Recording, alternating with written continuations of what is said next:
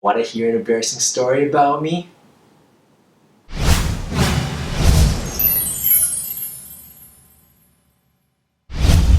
Hey guys, it's Brian back at you with another video, and today I want to talk about interviews.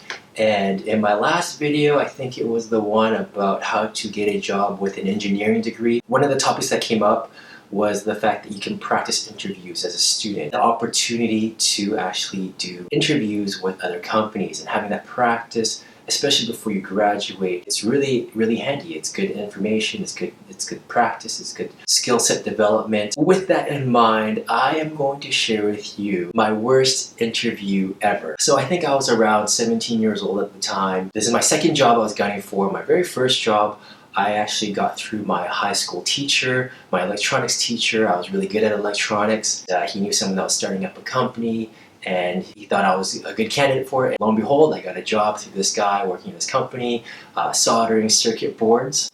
It was a very simple process. I didn't really have to interview that hard and kind of took it for granted. And I thought you could wing it and, it'll be fine. Okay, so the job that I was gunning for was a sales position at a FutureShop, which is kind of like a BestBuy, for those that don't know, which is a huge electronics retailing chain. They sell everything from cameras to computers to appliances and so on.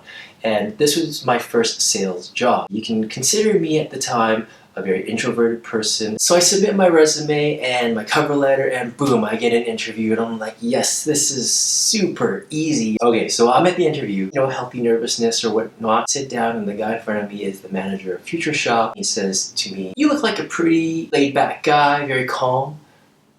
I don't think you can do this job." And I'm like, okay. In my head, I'm thinking, does this guy not want to even hire me anymore? And so he says, "I don't think you can sell. You seem too calm, too introverted, too shy. Like, sell me something. Sell me that pen." He actually asked me that. This is the typical pitch or question to test any salesman. I froze and I felt stupid and I didn't know what the hell I was doing. And I was like, "Are you kidding me?" So I grabbed the pen and I'm like, "Well, if you want a pen, it writes things and you can hold it here, and it's very comfortable for your hand." And I delivered it with the energy of pure stoicness. I had nothing in me and I was just super embarrassed by the situation. This guy didn't want to hire me. Looking back, maybe it was an opportunity to really capitalize and prove him wrong, but I didn't even know how. I had no idea. This interview lasted literally 2 minutes, and then I excused myself. That was the end of it. Both had this mutual understanding that I can't sell. I can prove it to him, and he was right the whole time, and I walked out. And I felt pretty dumb about it, and I realized right then and there that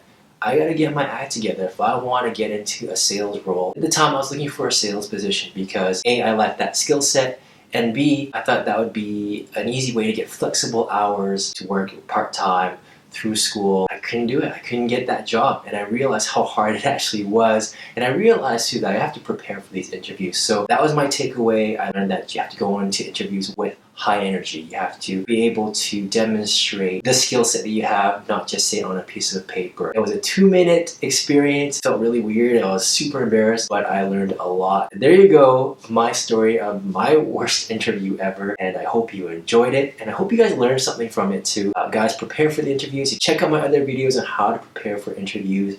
If you have any questions, you know where to hit me up. Go to my website, 101mentoring.com. I think that's it. Thank you so much for watching.